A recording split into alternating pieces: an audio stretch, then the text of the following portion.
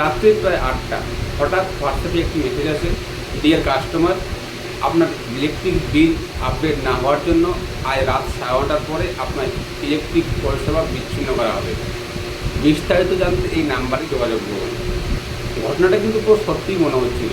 আর এই একটির জন্য 60 বছরের ঊর্ধ্বে বয়স্ক বৃদ্ধের প্রায় 4 লক্ষ টাকা খাওয়ানোর কারণ হয়ে দাঁড়ায়। কেননা সেই বৃদ্ধ ব্যক্তির ইলেকট্রিক বিল আপডেট ছিল না, তাই সে ভাবলো ঘটনাটা পুরো সত্যি। তাই সেই যোগাযোগ করতে দেওয়া নাম্বারের সঙ্গে সঙ্গে ডায়াল করে তার সাথে যোগাযোগ করে। অপর প্রান্ত থেকে থাকা ব্যক্তি নিজেকে ইলেকট্রিক অফিসার পরিচয় দিয়ে তাকে বলে, স্যার চিন্তার কোনো কারণ নেই, আপনি আপনার ইলেকট্রিক বিল আপডেট করে দিন, আপনার কাছে আমার অফিস থেকে আর কোনো লোক যাবে না আপনার ইলেকট্রিক পরিষেবা বিচ্ছিন্ন করার জন্য। আপনার হোয়াটসঅ্যাপে আমাদের অফিসিয়ালি একটা অ্যাপ্লিকেশন আছে, যেটা আপনার হোয়াটসঅ্যাপে পাঠাচ্ছি, আপনি সেটা ওখান থেকে ডাউনলোড করুন, এরপরে ইনস্টল করে মোবাইল নাম্বার দিয়ে লগ ইন করুন। সাথে সাথে তার হোয়াটসঅ্যাপে একটা ইলেকট্রিক বিল সহায়ক বলে একটা অ্যাপ্লিকেশনের অ্যাপ্লিকেশনের লিঙ্ক পাঠায়। আর সেই লিঙ্কে গিয়ে সেই ব্যক্তি সেই অ্যাপ্লিকেশন ইনস্টল করে মোবাইল নাম্বার দিয়ে ওটিপি দিয়ে লগ ইন করা হয়ে যাবে। বাস এই সময়ের মধ্যে সঙ্গে সঙ্গে সেই সাইবার প্রতারকরা তার মোবাইলটা পুরো নিজেদের আয়ত্তে নিয়ে নেয় এবং তার সমস্ত যা ব্যাংকিং পরিষেবা ইউপিআই পরিষেবা সমস্তদের হাতে চলে যায়।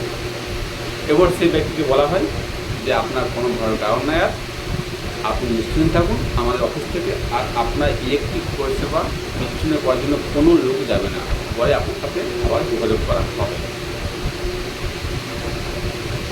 বাস সেই ব্যক্তি পরের দিন সন্ধ্যাবেলা থেকে তার মোবাইলে 3টি SMS গেছে। এটাতে প্রথমে সেই দিন রাত্রিবেলায় একটি 99,500, পরের দিন সকালে আবার 99,500, বিকালে আবার 1,99,000 3টি ডেবিট SMS এসেছে। সে সঙ্গে সঙ্গে অ্যাকাউন্ট চেক করে দেখে সত্যি তার অ্যাকাউন্ট থেকে পুরো টাকা বেরিয়ে গেছে। সে আর দেরি না করে সঙ্গে সঙ্গে থানা এসে যোগাযোগ করে।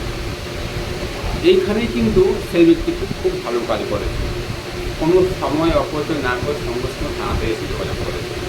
এখানে কিন্তু সেই টাকা তার পুনরুদ্ধারের 60% চান্স কিন্তু বেড়ে গেছে। মনে রাখবেন, কোনো ইলেকট্রিক অফিস আপনাকে কোনো পার্সোনাল হোয়াটসঅ্যাপ নাম্বারে কখনোই এরকম হোয়াটসঅ্যাপ মেসেজ করে অ্যাপ্লিকেশন ইনস্টল করতে বলবে না, কোনো ওটিপি চাইবে না, কোনো ইউপিআই আইডি চাইবে না, কোনো সিভি নাম্বার চাইবে না। যদি এরকম কখনো কেউ চায় তাহলে ভেবে নেবেন এটা সম্পূর্ণ সাইবার প্রতারণা লোকেদের কাজ, সাইবার প্রতারক লোকেদের কাজ। আর যদি এরকম ঘটনা ঘটে থাকে তাহলে অবশ্যই সেই হোয়াটসঅ্যাপের যে মেসেজের সম্পূর্ণ যে ডাটা আছে সম্পূর্ণ স্ক্রিনশট করে নেবেন। যে নাম্বারতে কল সেই কলের ওটা স্ক্রিনশট করে রাখবেন এবং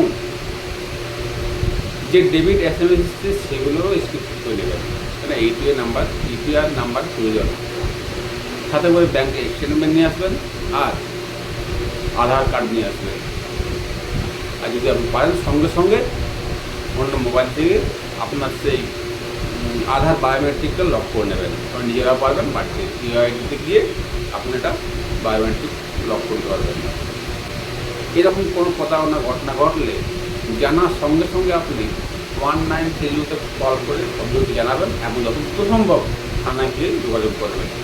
এতে কী হবে, আপনার সেই ঘটনাটা সলভ হওয়ার চান্স কিন্তু 60% আপনি এগিয়ে যাবেন।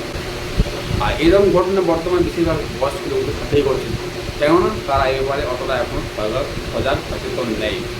এটা কিন্তু তাদের সচেতন করার দায়িত্ব আপনাদের, যারা বাড়িতে ইয়ং জেনারেশন আছেন, যারা সচরাচর সবসময় ইন্টারনেট যোগাযোগ আছে, এরকম ভিডিও দেখছেন, তারা বাড়ির বয়স্ক বৃদ্ধদের এরকম সচেতন করুন। বলবেন যদি কোনো এরকম কোনো SMS বা হোয়াটসঅ্যাপ মেসেজ বা কল আসে, কেন কোনো কিছু করার আগে বাড়িতে জানায়। আর আপনারা যদি এরকম সচেতন না হন তাহলে আমরা হাজার চেষ্টা করি কিন্তু এই প্রতারকদের আটকাতে পারবো না। আপনাদের সাহায্যে আমরা এই প্রতারকদের আটকাতে পারবো। আপনারা জানেন নিশ্চয়ই, খবর দেখেছেন, অনেক সোশ্যাল মিডিয়া দেখছেন। আটকানোর জন্য প্রত্যেক থানাতে স্পেশালভাবে একটু সাইবার ক্রাইম সহায়তা কেন্দ্র, হেল্প ডেস্ক সেন্টার খুলেছে, যেখানে আমরা প্রতিনিয়ত 24 ঘন্টা আমরা সেখানে উপস্থিত আছি।